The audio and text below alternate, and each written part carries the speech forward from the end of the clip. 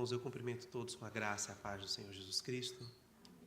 Para mim também é uma grande alegria poder estar nessa amada igreja, junto com amados irmãos, poder trazer a exposição da palavra de Deus. De antemão, eu peço perdão pela minha voz, estou um pouco rouco, essa semana toda passei praticamente sem voz, a voz foi voltando aí de ontem para hoje, estou com a tosse também, então já me peço desculpas pela paciência de vocês, eu já conto com a misericórdia, por isso que o meu recado aqui será bem objetivo, a palavra de Deus será exposta de uma forma bem objetiva, porque eu não estou com a melhor condição possível que eu gostaria de estar para falar com vocês. Por isso que nós vamos precisar de um pouquinho mais da atenção de todos vocês e certamente sermos edificados pela porção que nós pensamos e planejamos para essa noite. Ela se encontra na segunda carta de Paulo a Timóteo.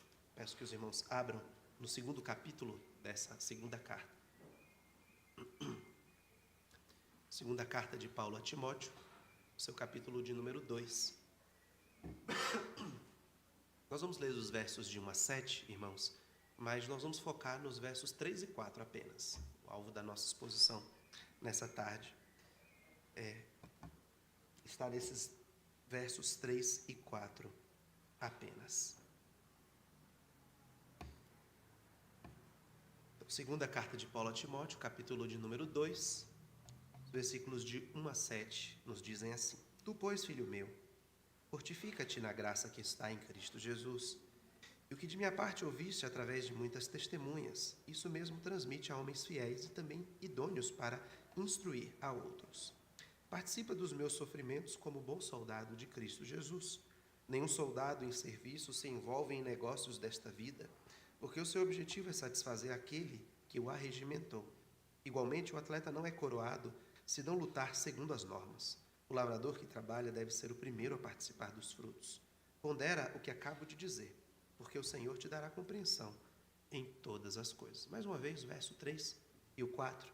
Participa dos meus sofrimentos, como bom soldado de Cristo.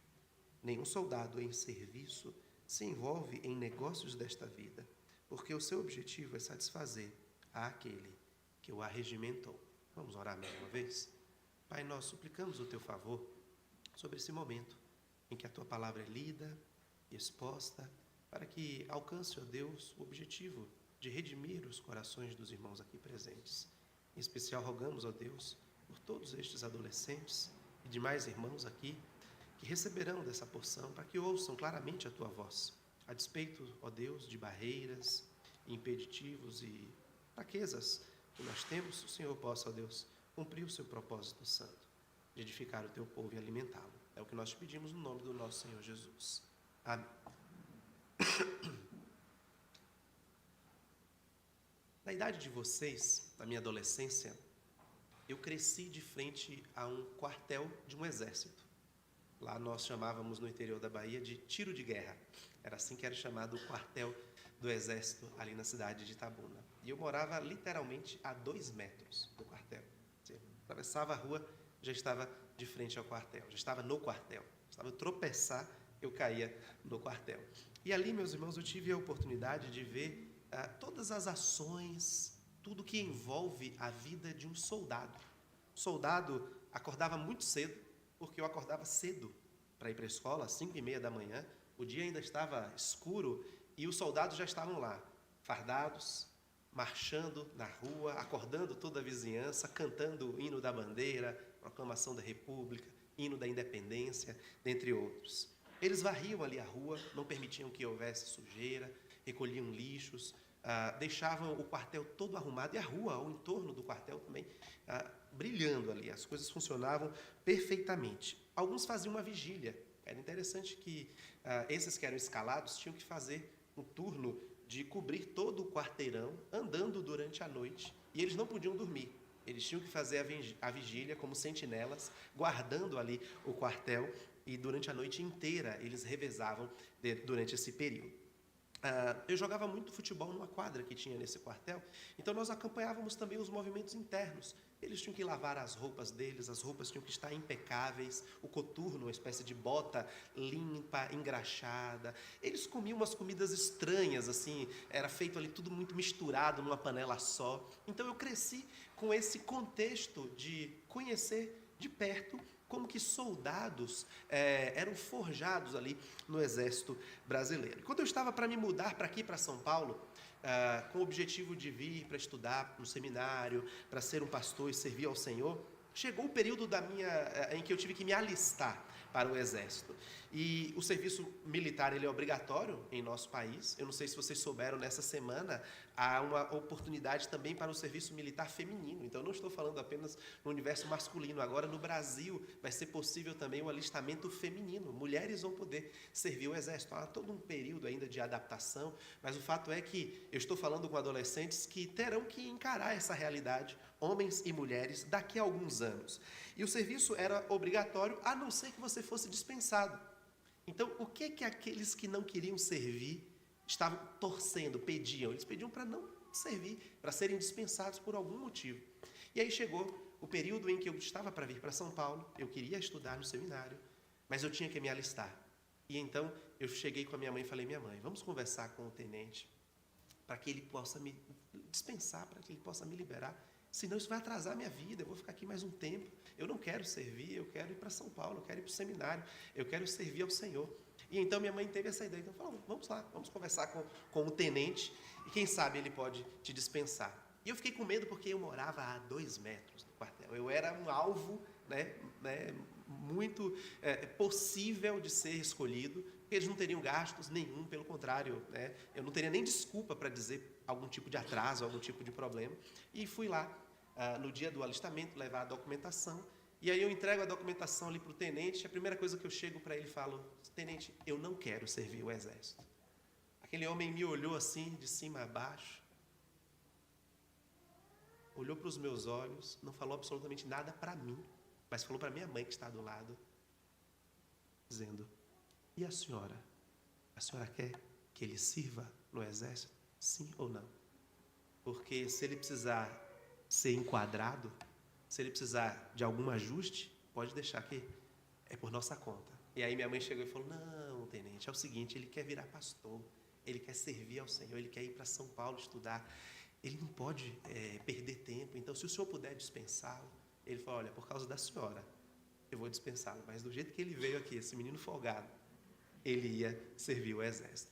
E aí o fato é que, por que eu não queria servir ao Exército? Eu queria vir para São Paulo, esse é um dos pontos, mas porque eu sabia que eu não seria um bom soldado. Eu não era muito disciplinado, eu não gostava de acordar cedo, eu não queria comer aquelas comidas estranhas, eu não queria ficar limpando a rua, passar a noite em vigília. Eu tenho certeza que eu não seria um bom soldado do Exército Brasileiro, meus irmãos. E vocês? O que vocês pensam em relação a isso? Talvez alguns aqui já estejam próximos do período de alistamento, talvez vocês nunca tenham pensado nisso, talvez as meninas nunca tenham pensado nisso, porque ainda não era possível que as mulheres pudessem se alistar, mas diante dessa realidade, diante do contexto em que nós vivemos, como que vocês se veem em relação a essa oportunidade de servirem como soldados? Independente disso, o texto de hoje fala sobre um outro tipo de exército que nós somos alistados quando nós passamos a seguir o Senhor Jesus Cristo. O texto de hoje fala que nós somos chamados pelo Senhor para servir no exército do Senhor Jesus Cristo. E nós podemos aprender também no texto de hoje como ser um bom soldado do exército do Senhor. Eu tinha certeza que eu seria um péssimo soldado do exército brasileiro, mas através da palavra de Deus você pode ter a convicção de que você pode ser um bom soldado de Cristo. Nós vamos aprender isso em 3 partes. Eu quero que você observe que, em primeiro lugar, para ser um bom soldado do exército de Cristo, você primeiro precisa participar dos sofrimentos que são comuns. Veja como o nosso texto nos mostra isso no verso número 3. Participa dos meus sofrimentos, como bom soldado de Cristo Jesus. Veja que aqui nós temos uma ordem dada por Paulo a Timóteo. Devemos lembrar que Paulo está escrevendo uma carta a um jovem pastor chamado para servir ao Senhor. E dentro dessas recomendações que ele entrega a esse jovem pastor, ele chama agora, dando esse comando a Timóteo para que ele participe juntamente com Paulo dos sofrimentos como um bom soldado. A ideia que Paulo nos traz aqui, meus irmãos, é que o soldado para servir ao Senhor, eles têm que estar consciente de que ele vai participar de alguns sofrimentos que são comuns àqueles que seguem ao Senhor. E a grande pergunta que nós temos que responder é: alguém aqui, em sã consciência, gosta de sofrer? Gosta dessa ideia de padecer, de sentir dor, de passar por provações? Talvez a resposta melhor a essa pergunta seja: depende. Porque tem alguns sofrimentos que nós estamos dispostos a arcar com eles, desde que eles tragam algum tipo de recompensa. Por exemplo, sofrer para ficar na fila de um show, de um estádio de futebol, horas tomando sol na cabeça, é um tipo de sofrimento que muitas vezes adolescentes e jovens estão dispostos a arcar. Ali no DNA mesmo, na semana passada, vocês ficaram em pé muito tempo, passaram o dia ali, estiveram cansados, chegaram em casa moídos, mas foi um tipo de sofrimento que valeu a pena, creio eu. Existem outros sofrimentos que nós estamos dispostos também a arcar.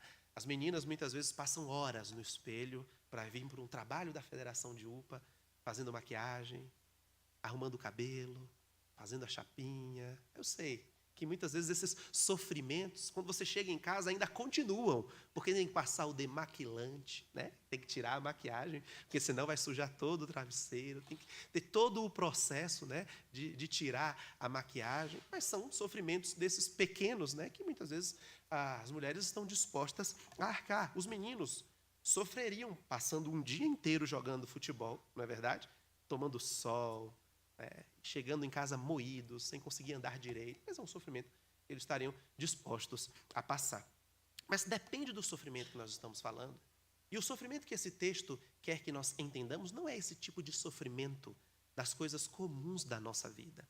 É um sofrimento que diz respeito a um elemento espiritual, diz respeito a um comprometimento, de você abraçar uma missão independente daquilo que virá, sabendo que provações, tentações virão. Mas você está consciente de quem você está servindo. O texto diz que nós devemos, meus irmãos, entender que o sofrimento é uma das realidades da nossa vida espiritual. E é por isso que Paulo está lembrando a Timóteo que ele vai enfrentar esse tipo de sofrimento. E como bom soldado, ele precisa participar dos sofrimentos. Ele não pode fugir. Uma das coisas que são piores vistas dentro de um exercício de um soldado, dentro da vida de um soldado, é a chamada deserção. Vocês já ouviram falar dessa palavra? Deserção. Deserção é quando nós temos ali uma batalha, nós temos ali soldados lutando contra outros soldados, e ali quando a coisa fica mais tensa, quando a batalha está quase que perdida, e você precisa ali dar aquele gás, dar aquela força, você acaba fugindo. Né? Quem nunca pensou nessa possibilidade? Olha, se eu estivesse numa guerra e a coisa estivesse ficando feia, eu ia correr, eu ia fingir de morto, né? Eu ia fingir que não é comigo. Isso se chama deserção. É você querer abandonar o barco no momento mais importante.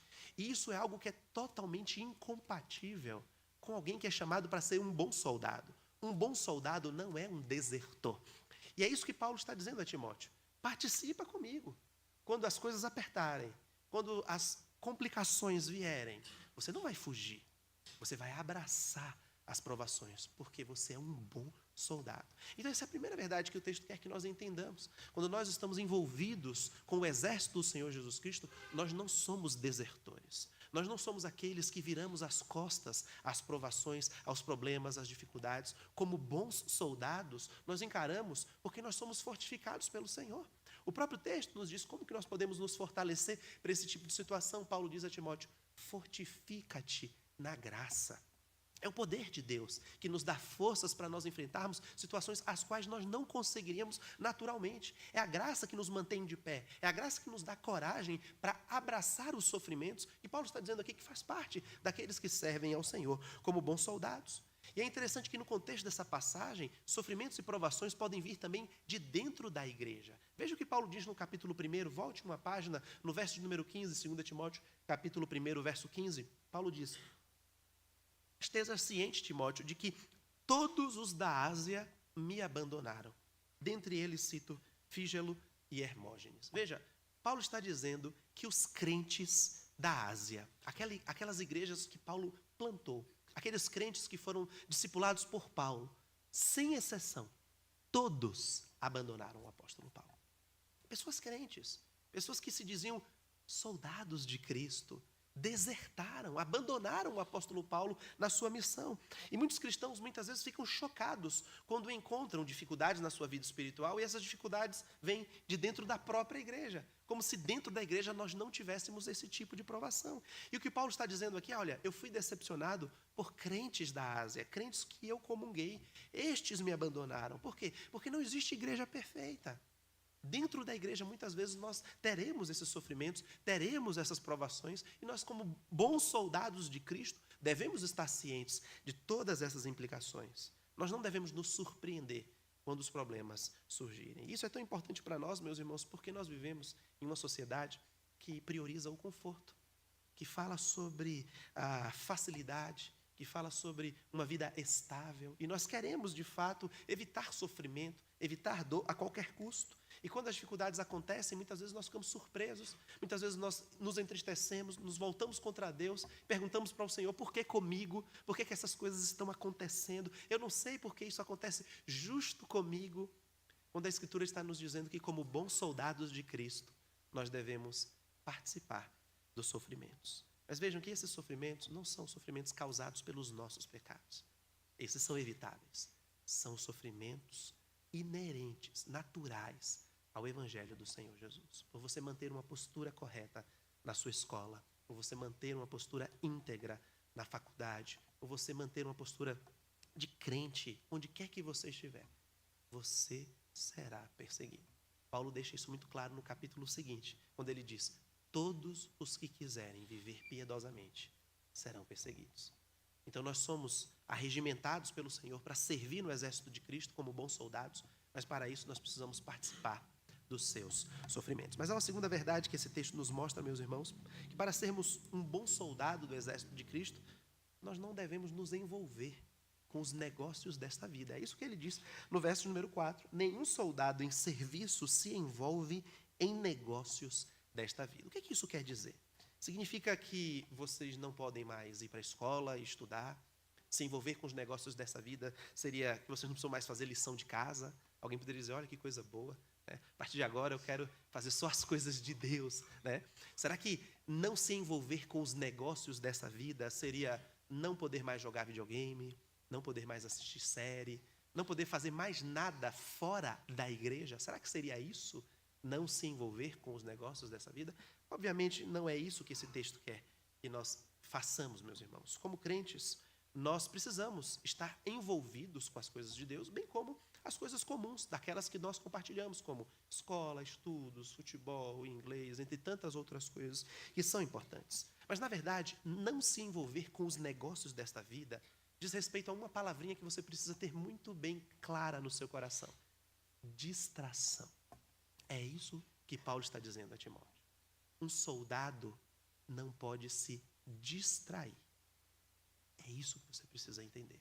É essa a grande lição. O que está sendo criticado aqui não é um envolvimento com as coisas da vida, mas é um mergulhar, é um se enraizar, é o beber, é se aprofundar com coisas indevidas, coisas que vão tirar o seu recurso, coisas que vão tirar o seu tempo, coisas que vão drenar a sua energia, coisas que vão desviar o seu foco. E você percebe isso. Sabe quando que você percebe isso? Que o mundo é cheio de distrações? Quando você precisa estudar para uma prova e você abre o Instagram e ali você começa a rolar os videozinhos e assim você vai passando grande parte do seu tempo, e quando você percebe, alguns minutos ou talvez horas se passaram porque você se distraiu. E veja, qualquer coisa hoje nos distrai. Você pode estar aqui agora com a Bíblia aberta no seu celular, basta você receber uma notificação no WhatsApp, uma mensagem que chegou, pronto, você já pode se distrair. Talvez você esteja aqui nesse momento com o seu celular e chega uma notificação de que o seu time acabou de tomar um gol ou fazer um gol. Pronto, você rapidamente se distraiu. Nós somos facilmente distraíveis, meus irmãos. E é isso que o texto quer que nós percebamos. Que tem coisas que não são pecaminosas em si, o ponto aqui é esse, coisas que não são más em si, mas que têm um potencial de roubar o nosso foco, de distrair a nossa atenção. E um soldado, ele não pode se distrair. A imagem que me vem aqui à mente, não sei se vocês já tiveram essa oportunidade de ver esses vídeos, eu imagino que sim, porque são vídeos virais, são daqueles soldados britânicos Geralmente aqueles que têm uns chapéus pretos, assim, bem grandes, né? Que ficam parados em monumentos, lugares, assim, especiais, e eles ficam ali inertes, completamente parados, né? E aí passam as pessoas e eles não fazem um movimento. É claro que quando as pessoas se aproximam, às vezes eles batem o pé, gritam, a pessoa se assusta, mas eles estão ali focados, né, no seu movimento, na sua ação, no seu serviço de sentinelas. Nada tira a atenção daqueles homens. Interessante que essa é uma ilustração que diz respeito ao aspecto fundamental dessa segunda verdade. Nós não podemos nos envolver no sentido de nos distrair com as coisas da vida. Quando você vai à escola e você precisa se envolver com esse negócio da vida, você vai, mas você vai como um bom soldado de Cristo, ou seja, com uma missão. Quando você vai jogar futebol, quando você vai jogar videogame, quando você vai assistir uma série, você vai, mas com a missão de fazer tudo para a glória do Senhor. Quem você está representando quando você joga um futebol, quando você joga um videogame?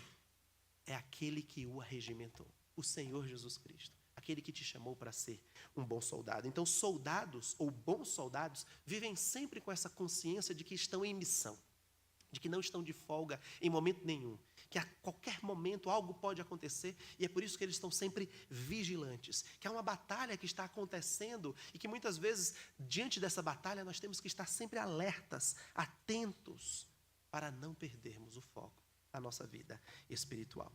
Mas por que você não deve se distrair? Por que você não deve se envolver demais com os negócios dessa vida? Porque é uma terceira e última verdade que esse texto nos mostra.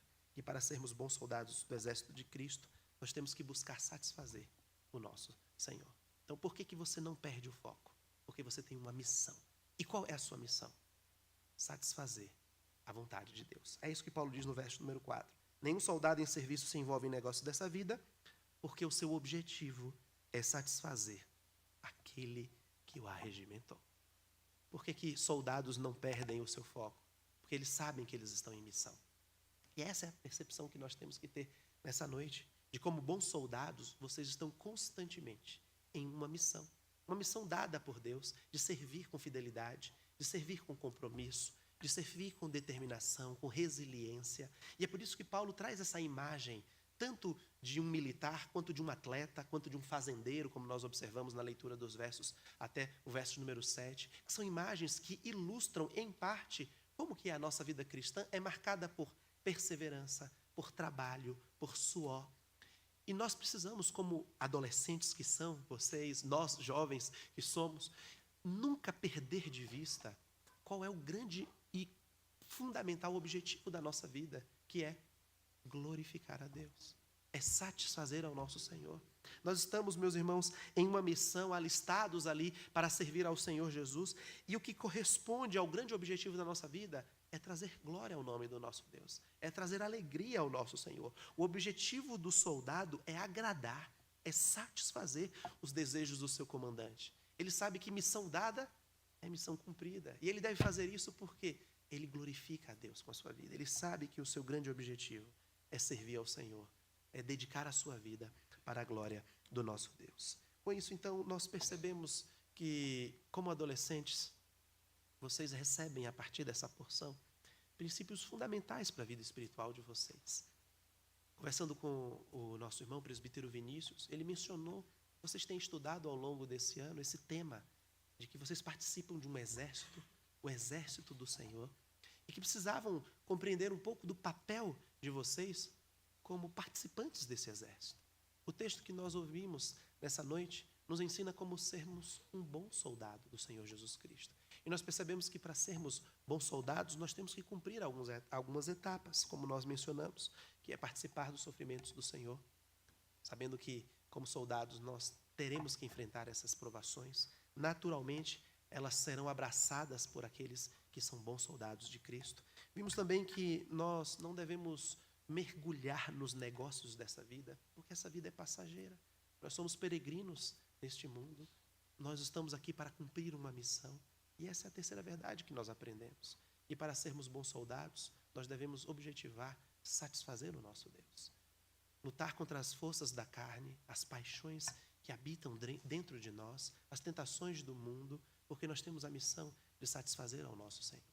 E é maravilhoso saber que nós temos aqui irmãos que têm entendido essa missão, que desde a sua juventude têm dedicado a servir ao Senhor, como soldados do Senhor Jesus Cristo. E o nosso desejo sincero, meus irmãos, é que o Senhor continue abençoando-os nesse santo propósito. Quem sabe podermos encontrar aqui futuros missionários, pastores, missionárias, irmãs que servem ao Senhor com as suas vidas e as suas vocações. E para isso vocês precisam entender o cerne desse texto.